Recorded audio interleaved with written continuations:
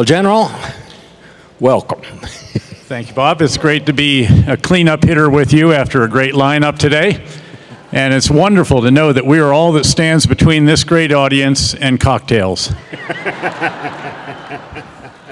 I think so we may be ready for one here pretty quick. Well, General, you spent your whole life in public service, first as a distinguished military officer, then as head of the CIA. Then you became a civilian, and here you are. So I think people would like to know how you're doing and what you've been doing lately. Well, I'm very fortunate, frankly. I'm embarked in a portfolio of activities that are intellectually stimulating, rewarding, enjoyable. I'm the chairman of the Global Institute of KKR. It's like being the director of the CIA for a global financial firm with a lot smaller staff, I might add. But a lot higher compensation, I would guess. Well, as the villainous prime minister in the British House of Cards used to say, you might say that, I couldn't possibly comment. Well, we're glad to have you. And I'm doing some other stuff too, though, Bob. Well, I have a bunch of academic appointments. They're great fun. I teach every week. A course you might all be interested to know is titled The Coming North American Decades. That's at the Honors College of the City University of New York. I have a chair out at the University of Southern California. It's a great place. I'm a non-resident senior fellow up at Harvard. Drew Faust's great spot, and I want to give a plug for her. She said she would bring ROTC back to Harvard if Don't Ask, Don't Tell went away. It went away, and she was good to her word, and it was awesome. Also on the speaking circuit, which is a delight, and I support 6 different veterans organizations. Well, that's great. You know, I think what's on everybody's mind right now is Iraq, and kind of a two-part question. I do want to ask you, what are we going to do now, and what should we do? But the first question, how did we get to where we are today? Well, that's an important piece of figuring out what is it that we do, because it sheds some light, indeed, on the imperatives if there is to be progress in Iraq again. We got to where we are because of 2.5 years of increasingly sectarian and increasingly authoritarian actions by the Iraqi government. If you recall in the surge, and the surge that mattered most was not adding 25,000 more forces to an existing 140,000, the surge of forces. The surge that mattered most was the surge of ideas. And among the biggest of the big ideas that powered the surge and achieved the progress that we did, driving violence down by over 90%, was reconciling with elements of the society, of the citizenry of Iraq that had become feeling disenfranchised, that felt cast out. And so we reached out initially to that Sunni Arab element. We'd done reconciliation before. It hadn't been supported. We did it up in the north when I was a division commander there in Mosul. It was done again in 2004, 2005, did not work. But this time we were determined that it would, and then over time the Iraqi government, Prime Minister Maliki, supported that, and we reached a number of agreements. Those agreements were not honored in the wake of the end of 2011. And that created a situation where, once again, 17–18% of the population, the Sunni Arabs, came to feel that they could not trust the government in Baghdad, that it didn't have their interests at heart, and they once again came to see that they had really a stake in the failure of the new Iraq rather than a stake in its success. Kurds lost trust during this time as well, I might add. There were some other factors. Good, competent leaders with whom we served, alongside whom we fought in Iraq during the surge, and a variety of those different battles were replaced by sectarian loyalists. And then the chain of command was circumvented so that area commands were created, established, that obviated the normal or circumvented the normal chain of command, and all ended up in the office of the commander-in-chief there, which was not set up to orchestrate an operational campaign. And indeed, at the moment when they most needed to be able to command and control substantial forces to respond to ISIS, the Islamic State of Iraq and Sham. Sham means, by the way, the Levant, not just Syria, and that indicates that they have designs beyond Syria in Jordan and also in Lebanon.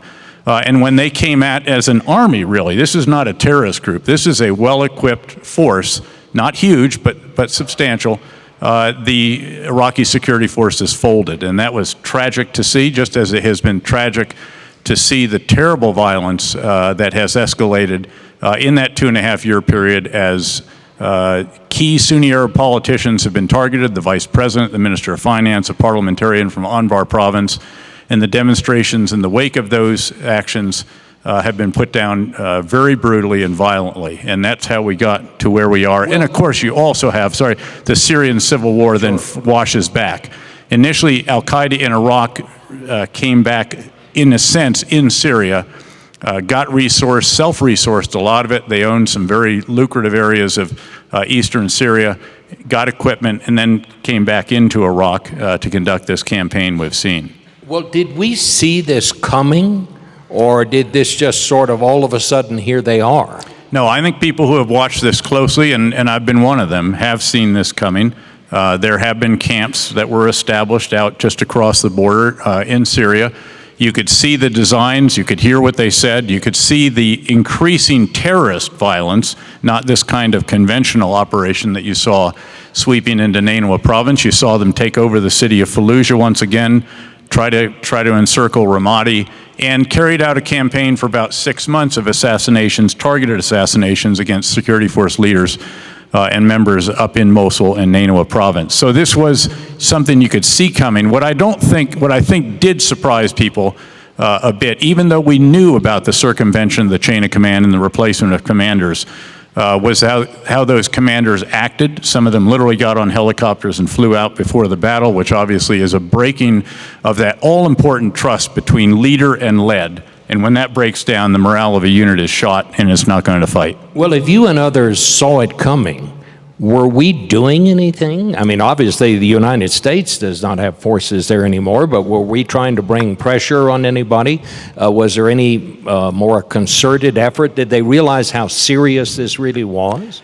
Again, I don't know that folks expected that the security forces would not be able to handle what, at the end of the day, relatively speaking, relative to their size, was not a large force. But it was a very capable force, and it had quite a good campaign. They'd been conducting reconnaissance. And I think what really took place as well is that the population was not reluctant to see some of these security force leaders and their members get pushed out. Again, keep in mind, this is a part of the country that had come to feel disenfranchised again, cast off, and not having a seat at the table. Talk a little bit about who ISIS is. I mean, we hear they're so bad that they got kicked out of al-Qaeda. You hear different. Yeah, they got voted off the island by al-Qaeda senior leadership because they are more extreme than al-Qaeda thinks how long they have should been be. Around? Are they? Well, this grew out of al-Qaeda in Iraq. Now, at the end of 2011, when our final combat forces left, al-Qaeda in Iraq was, I think the military term would be defeated. That does not mean that they can't come back. It means that they have been very, very substantially degraded, not capable of carrying out their mission. And indeed, the levels of violence were very, very low at that point in time. Over time, they were able to resurrect a bit. The pressure was not kept on them in the way that it might have been. And then you have the Syrian civil war crank up, and that becomes a magnet for jihadists all around the world, I might add. And that's why, as I'll mention in a moment, ISIS is a threat not just to the territorial integrity of Iraq, but it is looming increasingly as a threat to our allies in the Gulf and in Europe and even in Australia, and increasingly perhaps to the homeland. So there is a member, there is an individual from the United States who blew himself up in Syria. So we've had our first suicide bomber. And the prospect of individuals going back to European countries that don't need a visa to enter the U.S. or perhaps coming to the United States, returning to the United States, is one that we should take very seriously. So you see this, obviously, as a threat that goes far beyond Iraq. I do, yeah. Let me lay out, in fact, if we should have an intellectual construct here, I think, that is useful. There are, I think, 3 threats that we need to explicitly identify. The first 2 are not mutually exclusive because they involve ISIS. The first one is the threat to Iraq's territorial integrity. And hopefully this is not the end of Iraq as we have known it, although clearly there's going to be even greater autonomy for the Kurds at the end of this, and perhaps at some point down the road when other factors come into play, they will get independence. But what happens to the Sunni Arab part and whether they can be reincorporated, feel that they again have a stake in the success of Baghdad and this Iraqi government, that rests very much on what happens in the future. So this threat, it's more than ISIS. It is Sunni insurgents that have sprung back up. It's Sunni rejectionists, some very familiar old names. And that's what comprises that. And that, of course, it's not going to take Baghdad. They'll hold them off in Baghdad. But how hard it's going to be to retake this ground should not be underestimated. We had 165,000 of the best great young men and women in the world with the best equipment and enablers, and hundreds of thousands of Iraqis fighting by our side and other coalition forces. And we had very, very tough fights to take back areas that Al-Qaeda and the associated movements at that time had seized. This is all during the surge. So that's the first. The second is this threat that I just talked about of ISIS specifically now as an extremist element, ultra-extremist, if you will, that today, by the way, they have declared that there is now an Islamic State, a caliphate. They've dropped the IS off the end of their name, by the way, as well. And this does. I was in London last week. I talked to some old counterparts there. I talked to the Saudi ambassador the other day, old counterpart in Australia. Every one of these countries is worried about jihadists coming back even more radicalized than they were when they wanted to be a jihadist and went to Syria typically in the first place. So that's had an enormous magnetic attraction to take on Bashar al-Assad. And of course, Syria has become a regional sectarian civil war. This is not just a civil war within Syria. This is between Shia and Sunni. Bashar al-Assad's Alawite regime, Shia-linked, supported by Lebanese Hezbollah, the Iranian Revolutionary Guards Corps Quds Force, and then on the other side, the majority of that population, the Sunni Arabs, supported by the Saudis, Emiratis, Kuwaitis, Qataris, and to a degree, the United States. So this ISIS threat is a serious one, and we need to be concerned about it. To the national security of the United States. Yeah, that's not one that I can answer. I'm not poring over the classified information that would help you to answer that definitively, but I think unquestionably it is rising to that level. There are people that are saying that the most significant threat assessed out there in recent years has been that out of Yemen, Al-Qaeda in the Arabian Peninsula, because of the presence of a diabolical, brutal bomb maker named Ibrahim al-Asiri. That was the underwear bomb, the shoe bomb, the printer cartridge bomb, which would have either foiled or been lucky that they didn't work. This may now start to eclipse the threat of Al-Qaeda in the Arabian Peninsula. So that's a big deal. There's a third threat that we have to be aware of as well, and that's the threat of Iran's continued efforts to achieve a degree of regional hegemony, to solidify a crescent that runs from Tehran through Iraq, through Syria, and to southern Lebanon, Lebanese Hezbollah. And this is something they've been working on very hard. It's not a great development for the region, frankly, and so we've got to be concerned about that as we take actions that might have implications in that regard. Well, let's talk about that. What should we do? Well, we're doing a lot of it. I mean, we have postured a huge amount of forces that I do know. There's 35, 40 sorties per day of unmanned and manned, and some of those are now armed, and intelligence, surveillance, reconnaissance missions. We are developing the intelligence picture that is crucial. If you're actually going to take kinetic action, it will have to understandably be precise. I've said, for example, that we should be very careful, though, not to become the Air Force for one side in a sectarian civil war. Rather, what we need to do is support a government of Iraq that meets the goals established by Grand Ayatollah Sistani, the cleric of Najaf, looked to by the majority of the Shia population in Iraq. He said that the next government, and they're seating the parliament in the next day or two, it needs to be formed expeditiously.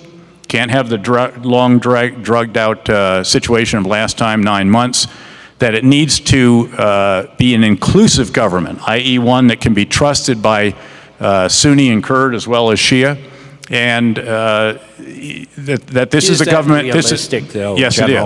it is. It has to be. If you can't get a government that is trusted by all three of those communities, you cannot make progress in reestablishing the territorial integrity of Iraq. So that's a must. And I think increasingly that the Iraqi politicians, and I do have lots of old comrades that all send cards and letters and really emails, and that they're aware of this. And then he has also said, very, very importantly, that past wrongs must be righted. This is a very, very wise set of prescriptions, and that is an admission that some of these sectarian activities must be reversed. And again, this is going to come through trust in a leader who can reach out to the Sunni Arabs, who can reach out to the Kurds, as well as represent the majority of the population, which is Shia. How do you go about getting that done? Well, again, it's going to start with government formation. And there has to be a commitment by that government. I can tell you that with great confidence that our folks that are on the ground there are working while recognizing that this is a choice for Iraq and Iraqis. They're a sovereign country. But, you know, we have invested a great deal in that country. We've given them hope on 2 different occasions, in the beginning and then at the end of the surge when we handed it back over to them in 2011. And I think it's very legitimate for United States officials to be supporting a process that is Iraqi-led and Iraqi-determined. What about airstrikes? Well, the reason I laid out the 3 threats is because you may reach a point where you want to go after ISIS because of the threat that ISIS represents to the world, if you will, not just to the territorial integrity of Iraq. In which case, you then also should say, where do you go after ISIS? Do you limit it just to Iraq, or do you go after them in Syria? And again, these are questions that folks are poring over right now, trying to figure out what should the timing be. When do you have the kind of granular detail that you can build the target folders that ensure that you can do precisely what it is that you want to do without a lot of collateral damage? You know, way back there, Vice President Biden, then Senator Biden, said divide it up into 3 autonomous regions. The Kurds would have theirs, you'd have the Sunnis, and then you'd have the Shia. Are we headed to something like that? Well, I personally hope not, but I think something could evolve over time. But it shouldn't evolve out of a civil war because the death would be colossal. The sectarian cleansing, not just displacement this time, in Baghdad alone would be hundreds and hundreds of thousands of people. Beyond that, the Kurds can't achieve full independence right now because they depend still on the 17% of the oil exports from Iraq. 95, and really almost 100% of it now comes out of the south. That'll continue to flow. They need that 17% because the couple 100,000 barrels they can export can't equal 17% of 3 million barrels. So again, for practical reasons, there may be declarations and so forth and aspirations, understandable, I might add, knowing Masoud Barzani very, very well from years over there. But again, there will be pragmatism that will temper that as well. So again, I would suspect at the very least there will be greater autonomy out of this for perhaps the Sunni Arab parts of the country. But that should be determined by the Iraqis around a table. That should be done with words, not with bullets. You know, we used to say, actually, it's okay to shout, just don't shoot. Let's talk a little bit about Syria. Secretary Clinton, when she was here a while ago, referred to the fact that the 2 of you were among those who thought we ought to arm the Syrian rebels or some part of the Syrian opposition. It didn't work. Now the president seems to come around to that. They're asking for $500 million. Well, no, I strongly support what's being done now. I mean, $500 million is a substantial amount of resourcing to train and equip. My question was, is it too late?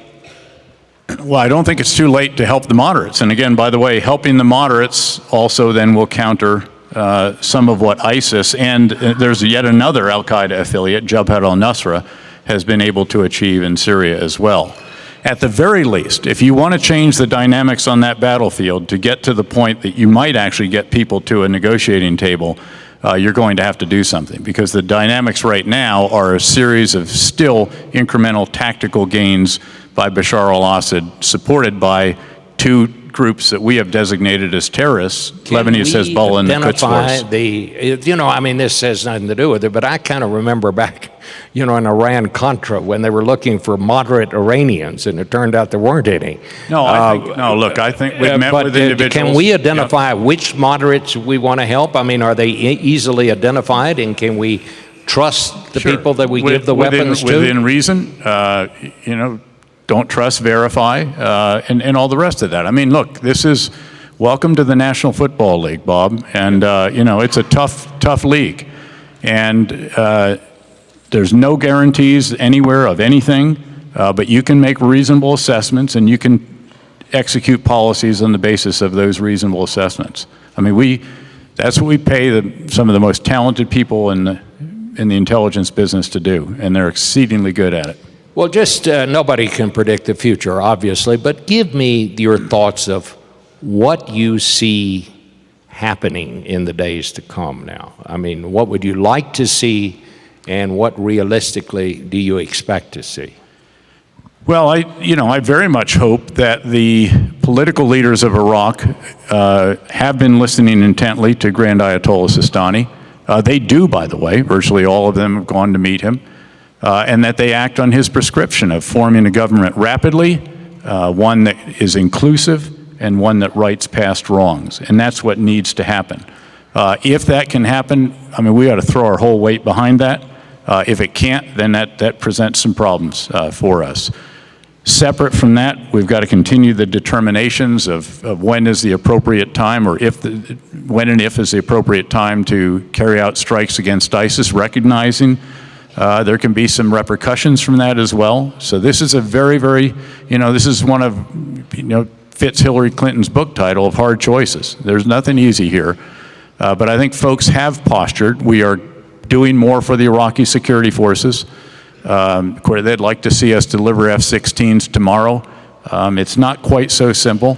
And we'll see how it goes with some of the Russian-provided stuff and see if there are some lessons there. We're about out of time on a very long day here, but I just want to close by asking you and getting your thoughts on America's place in the world and American leadership. I was just in Israel. People are talking about America withdrawing. I'm not from the world. I'm not saying I agree with that, but you hear that. I heard another panel this morning. Other people hear the same thing in other countries. Sure. Do you think the United States is withdrawing? No, first of all, let me just say that I was on a conference the other day in London that was marking an anniversary having to do with Maggie Thatcher. And the title of our panel was, the question was, after America, what? And I said, after America, North America, for all the reasons in this thesis behind that we were on the threshold of the North American decades. And so not the Chinese century just yet. That may come. Although China faces a very pivotal moment in time, a huge number of challenges. Its entire, you know, economic model for growth is under challenge. Very good leadership, though, and they're moving along. But the opportunities that we have in the United States are extraordinary, especially together with Canada and with Mexico, that is now poised on the threshold of its own energy revolution. We're leading the world in the energy revolution, the IT revolution, life sciences revolution, manufacturing revolution. And if we can deal with some of the issues that Washington has not been able to come to grips with, immigration reform, education, infrastructure, debt to GDP, and so forth, the future is exceedingly bright. So with that as a foundation, I'm not a declinist, as they say. Now, I get the same questions you do, and I think it is somewhat understandable when you've been through two long, costly, frustrating wars as we have. I think it's somewhat understandable that folks take really hard looks at issues before you embark on new endeavors. Having said that, I know that I've taken this president very tough calls when I was the commander of Central Command, when I was commander in Afghanistan, and when I was at the CIA. Didn't always accept my recommendation, but a huge amount of the time backed what we sought to do. And again, these were not easy actions. Some of them, of course, have come out publicly. And going after Osama bin Laden was a particularly gutsy call, given as how his own Secretary of Defense advised against it. So I'm not one who thinks that we're just shirking or something like that. And you have to keep in mind, there's a ton of countries out there that would like America to walk point for it everywhere around the world, and we need to be a little selective in that. Having said that, there have been some moments where we've had some sort of circuitous routes in some of the different issues that are out there. Getting the chemical weapons out of Syria was a great achievement, actually. It was somewhat meandering to get there. But again, having said that, I'm not so sure I completely buy it. I think it's a much more nuanced answer. I think you look at the prudence and say with Ukraine, that has worked reasonably well. With Afghanistan, actually, you know, we achieved what we set out to in the surge. We're still achieving the overall objective there, which is to ensure that Afghanistan is never again a sanctuary for al-Qaeda the way it was when the 9/11 attacks were planned there. And if we continue to assist them in a reasonable way, I think that goal actually is attainable. I think they can move this forward. We've got to pick a president. They have some near-term challenges in that regard. With accusations of fraud in the latest election, but I think they'll work through that, and I think that they can continue to progress and hold their own. So again, I think this is a more complex answer, I think, and a much more nuanced answer is what's deserved here, and I just don't buy the flat-out criticism, I guess, that we are shrinking from the world. In fact, I think if we can get some of these, really capitalize on these great opportunities where we are going to lead the world in energy production, where we're going to chart the course for the world in some of these other areas of revolution, and do this in partnership with two other countries that generally share the same values, systems, ideals, in a 500 million person market nearly, that again, the prospects are very, very bright for our country. All right. Well, General, thank you so much. Thank you very much.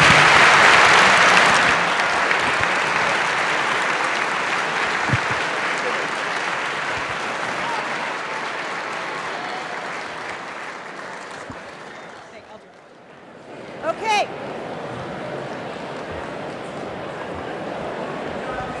Who wants a mojito?